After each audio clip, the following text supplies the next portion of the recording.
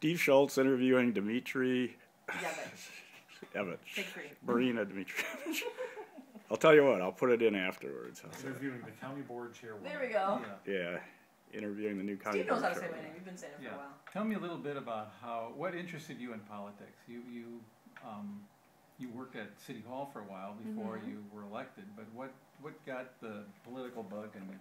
So I majored in political science at Marquette, and you may or may not know Marquette has a wonderful, like, internationally recognized program called the Les Aspin Center. So actually, prior to being at the city, I interned for Congressman Jerry Kletchka in Washington, D.C., and it was an experience of a lifetime, and that's when the bug bit me. I loved it, and then I came back and did an internship in City Hall, and when I was in City Hall, I knew that I wanted to be in local government, having seen federal government. Because what I loved about local government was the fact that you can see the things that in your neighborhood that you're working on.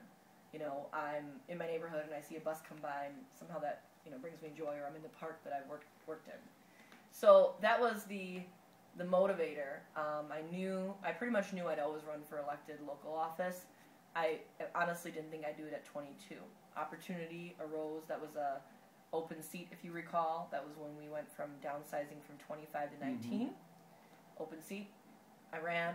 I won. It's a little harder than that, but here we are.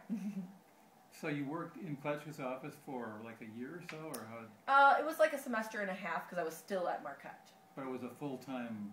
Right. Yeah. Well, kind of. I mean, you were still a full-time student, but you were there. I don't remember the hours, but it was at least 30 hours or so.